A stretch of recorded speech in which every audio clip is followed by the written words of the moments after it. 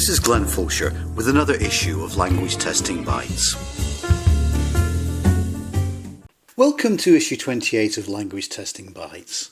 Chronologically, this is a rather unusual issue, as we're still looking at issue 35.2 of Language Testing, which contained a paper by Talia Isaacs of University College London entitled Developing a User-Oriented Second Language Comprehensibility Scale for English Medium Universities. We were not able to cover this topic earlier, as at the beginning of the year Talia was otherwise engaged with the arrival of her young son Aaron. But now we're delighted that she has a little more time to talk to us about her research in scale development. Talia, welcome to Language Testing Bytes. It's the first time that we've started on a personal note, so many congratulations. Well, thanks, Glenn. This is actually my first research activity since the birth, so I'm looking forward to our conversation and, of course, to talking about language testing again. So let's move on to your research in language testing, and a very general question first. In recent years, you and your colleagues have done so much to bring issues around pronunciation into focus for the language testing community and applied linguistics generally. But for the most part, pronunciation has been ignored in language testing research on the assumption that understanding pronunciation is an all-or-nothing affair.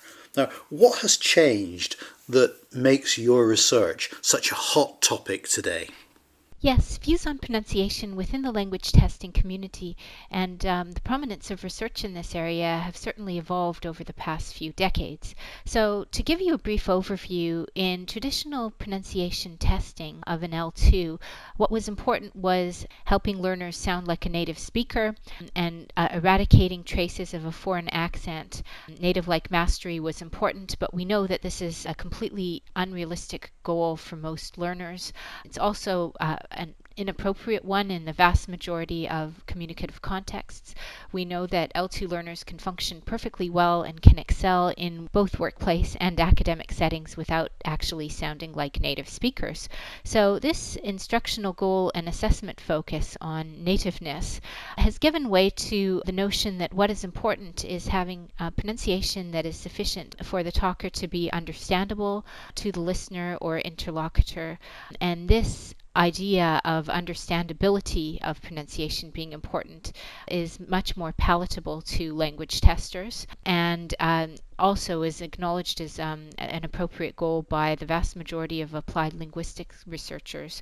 And this notion of ease of understanding is increasingly incorporated in L2 speaking assessments, generally in rating scales. So it's the subject of growing research in language testing. There is a growing acknowledgement that pronunciation has a role to play in promoting effective oral communication. And it's possible, as you say, to conceptualize understanding someone as an all-or-nothing phenomenon. This was often reflected in some traditional assessments that did include a pronunciation component. However, it's also possible to have different gradations or levels of understanding of an L2 speaker. So understanding a greater or smaller proportion of the words that they utter, and this can be operationalized in a certain way in an assessment, or in the listener expending more or less effort in understanding someone.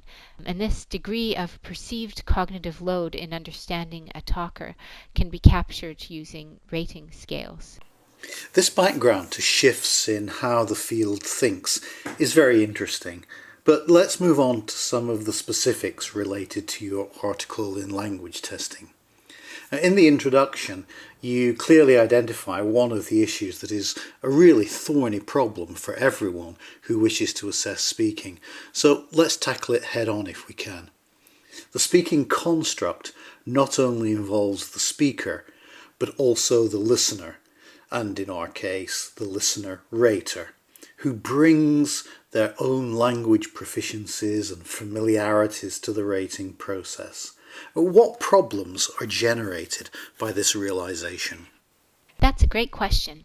Just before we get into the substance of the article, though, I'd like to thank my co-authors and acknowledge them. Pavel Trofimovic from Concordia University and Jen Foote from the University of Alberta, both in Canada, as well as the funders for a project, the European Commission and the Social Sciences and Humanities Research Council of Canada. Now, speaking is a two-way construct. You've got the mouth of the speaker and then the ears of the listener, so the message needs to be understood or interpreted by the listener. Now, of course, there are individual differences in listener familiarity, for example, with accents, and this would extend to raters in contexts where you're using rating scales. So, for example, a speaker would generally be more understandable to someone who is familiar with accented speech spoken by a talker from that particular L1 background than for a listener who has little or no familiarity with that L1 accented speech. And there has been extensive research on this. Now, rater effects can be a source of bias in assessment, including familiarity. You could try to control for familiarity and other variables in high-stakes assessment settings or in research contexts. For example, screening for listeners or raters who have only a particular level of reported familiarity with a particular L1 that is being tested. Now, this isn't really feasible in settings where you're looking at learners from many different L1 backgrounds. This is certainly the case in this particular research study, where we were looking at international students from various L1 backgrounds studying at Western universities, English medium universities. We didn't actually control for rater familiarity effects in this study, which was about the development of a rating scale, a low-stakes assessment instrument developed for English for academic purposes teachers who were the intended end users of the scale, who would use the scale with international students, probably from mixed L1 backgrounds. So crucially, the scale really should not be used for any kind of consequential decision making, so no high-stakes uses at all. It's solely intended for descriptive purposes to enhance teaching and learning in instructed contexts. We didn't ask teachers to pretend that they're naive listeners when providing ratings, but instead to listen from their own perspective as a classroom teacher and to rate their students' speaking ability and understandability on that basis. Further research would certainly need to be done to look at the effects of listener familiarity on ratings using this scale, but that was beyond the scope of this study. Your particular focus is on the construct of comprehensibility in tests of academic English. So how do you define this in a way that is useful for assessing the pronunciation of a test taker? Yes, up to this point, I've simply talked about understandability.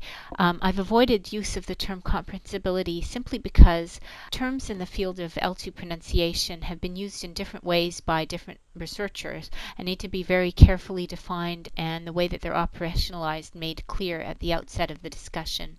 So let's do that now.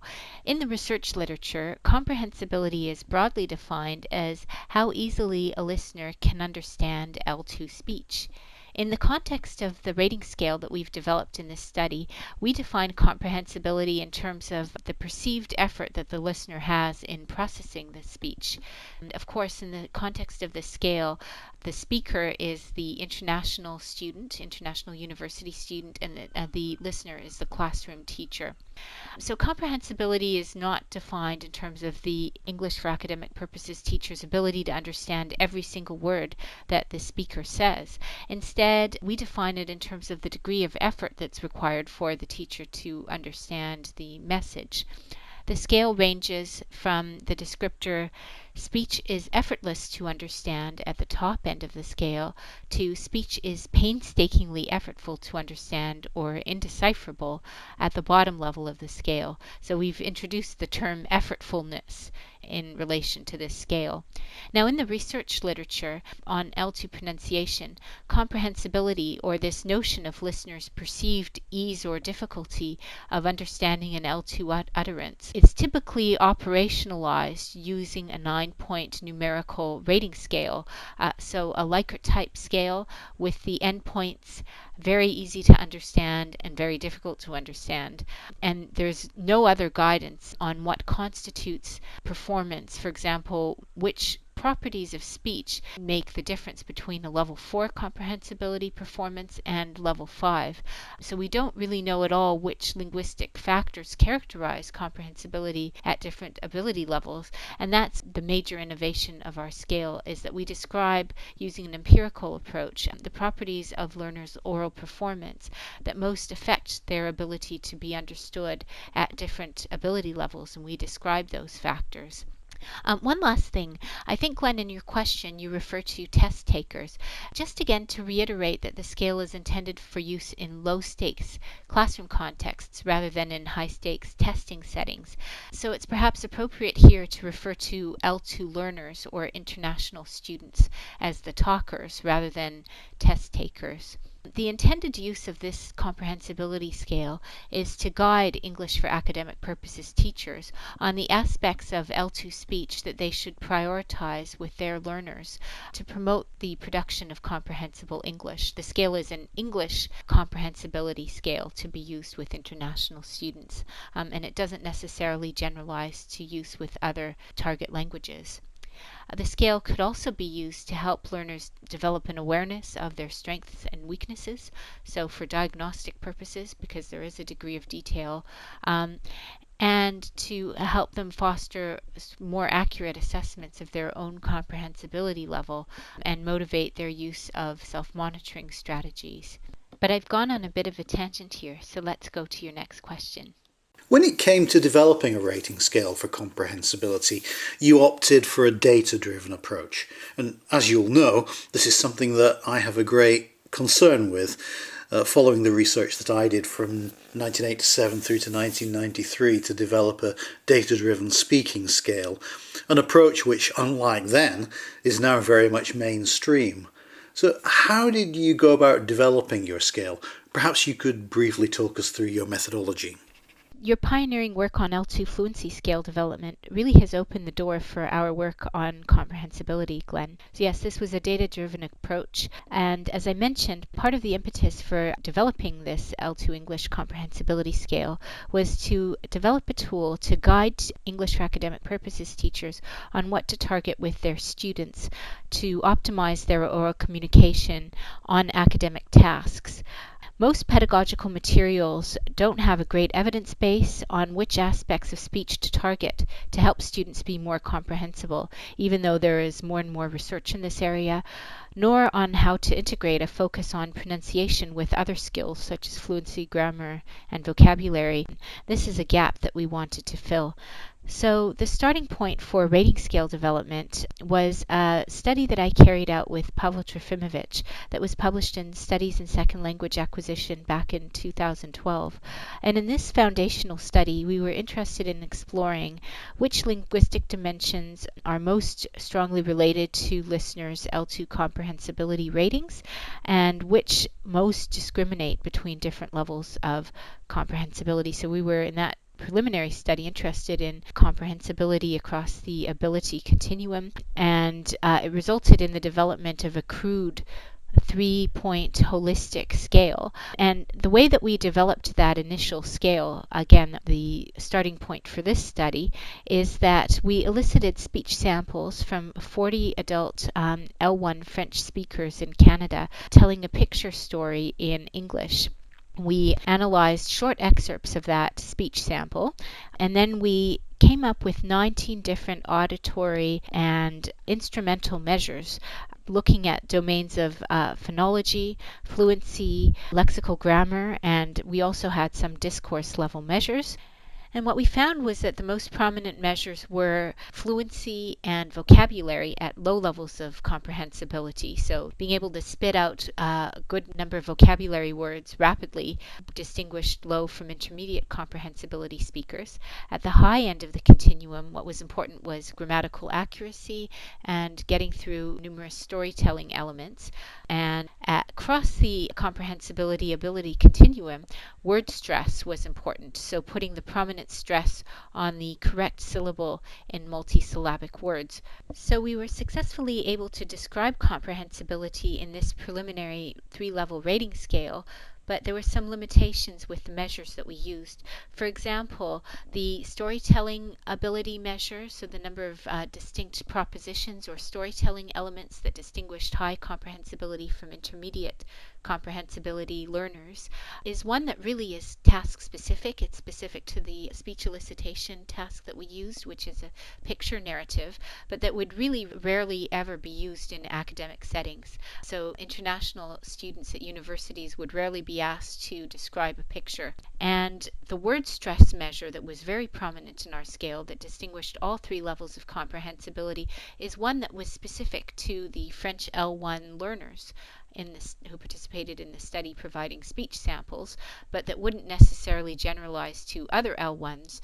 So we wanted to examine the generalizability of the criteria distinguishing these different comprehensibility levels for speakers from different L1 backgrounds, because of course at Western universities there are often mixed L1s, and on more academic tasks. So this was the foundational work that led up to the study reported in language testing. So in this study, we drew on speech samples from an unpublished corpus of speech elicited from 235 international students who were registered at a Canadian university or a UK university. And we got 10 focus groups of English for academic purposes teachers raters, very experienced teachers in the UK and Canada, so in two different contexts that host large numbers of international students. And we wanted to develop this scale methodically, so we used the initial preliminary scale that we had developed in the SSLA paper as a starting point, and we wanted to expand the scale, and we relied heavily on the focus group teachers' input in order to revise the scale in an iterative process. So we introduced one new variable at each focus group session, and two focus groups of 2 to 3 EAP teacher raters were consulted before we moved on to another variable. So in the first focus group session, we took the initial holistic scale that we had developed, the crude 3-level scale, presented it to the EAP teacher raters as an analytic scale, and we played those same picture narratives with the L1 French speakers that we had used in the original study. After some initial tweaks to the scale, we then introduced a new variable, which was learners' performance on the same picture task, but the learners were from various L1 backgrounds. Once we made tweaks to the scale to generalize it out to make it appropriate for use with learners from different L1s based on the focus group raters' feedback, we introduced yet another variable, which was different task types. We used academic tasks, so graph description task, or the TOEFL integrated task, or the IELTS long turn or presentation task. And we did this in the series of pilot sessions that totaled over 23 hours, structured as follows. First, the raters were presented with the latest version of the rating scale in process, and there was a discussion of the quality of their descriptors, their user friendliness, and the research group recorded any suggestions for changes. Then we played the raters' benchmark samples so that they were able to calibrate their ratings. Those had been previously rated in the corpus by EAP teachers who were not participating in the main study. And more suggestions for tweaks to the scale were made on the basis of these speech samples, which sometimes introduced the new variable of L1 or task. The raters then conducted ratings independently with headsets, and then there was a post-rating debrief. And the discussion again was about the quality of the descriptors and their user friendliness, and the raters were able to compare ratings that they had assigned for different speakers and discuss the rationale, and that often led to some suggestions for changes to the rating instrument. We recorded these focus group sessions, they were transcribed, and the research team then made changes to the scale on the basis of these suggestions, also taking into account evidence from previous research, and then presented raters with a detailed summary of the changes that were made and the evidence that was presented from the rating sessions to substantiate those changes. So this summary of changes to the scale was presented to EAP teacher raters at the beginning of each focus group session, along with the latest version of the scale, to elicit further discussion and also ensure that we, the research team, had interpreted what they were saying correctly and that they were happy with the changes. In the final stage of development of this version of the scale, one British English for academic purposes teacher who was highly experienced and was also an IELTS trainer and examiner who led standardization exercises for IELTS, rated speech samples for speakers from the entire corpus and provided written memos as further feedback on the adequacy of the scale. So this was primarily a qualitative approach to rating scale development that also drew on previous quantitative findings to support the decision making about the nature of the changes to make to the scale as a result of the focus group raters' feedback. So what does the final scale look like? Perhaps you can summarise its key features and how these relate to the data generated by the methodology. Following the iterative process of rating scale division that I've just described, the preliminary 3-level comprehensibility scale from the SSLA study was ultimately expanded, and the prototype tool that we developed consisted of a 6-level global scale, which summarized speakers' overall comprehensibility level in terms of listeners' perceived effort in processing the speech. Then there was an analytic scale with 4 subscales, so these were more detailed descriptors that could be used for diagnostic purposes, pinpointing the linguistic aspects of speech that matter most for comprehensibility in terms of listeners' perceived effort.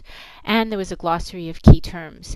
Now, the holistic and analytic comprehensibility scales, together with instructions for English for academic purposes teachers on how to use the tool, its intended and unintended uses, are available publicly on 3 digital repositories, and these can be freely downloaded. So IRIS, which is a repository that's often used by SLA researchers, Open Science Framework, used for researchers more generally, and TESOL Resource Center, which teachers can access. So now I'll describe some key design features of the scale. As I said before, comprehensibility, as we operationalized it, ranges from the descriptor speech is effortless to understand at the top level of the scale, which is level 5, to speech is painstakingly effortful to understand or indecipherable at level 1 of the scale. But this is actually a 6-level scale. There is actually a level 0, but the teachers in our study were reticent to call it a 0 because they felt that that could be demotivating to learners. So instead, we used the label "you are unable to rate," so that's the bottom level of the scale. This is where no accessible speech sample is produced. It could be that the speaker is unresponsive to the task, or there is no articulation of English-like sounds. Now I'll summarize some key features of the scale. The first thing to note is that the scale explicitly states that an L2 speaker can have a noticeable accent and still achieve the highest level of comprehensibility, level 5. That is, sounding like a native speaker is not required for being easy to understand. So the presence of a noticeable accent should only be taken into account in scoring if it actually increases listeners' effort in understanding the speech. Another thing to note is that this is not an oral proficiency scale. The guiding factor is effort in understanding. So we're only capturing here in this scale properties of the speech that actually increase the listener's processing load. Another point to take into account is that this is an oral production scale to be used solely with monologic tasks that are academic in their orientation, not with dialogue or conversation tasks. So the scale doesn't assess the speaker's comprehension of the speech elicitation prompt, nor the appropriateness of their response. Content and the truth value of statements is extraneous to the comprehensibility construct as operationalized in this scale and as defined in this research study.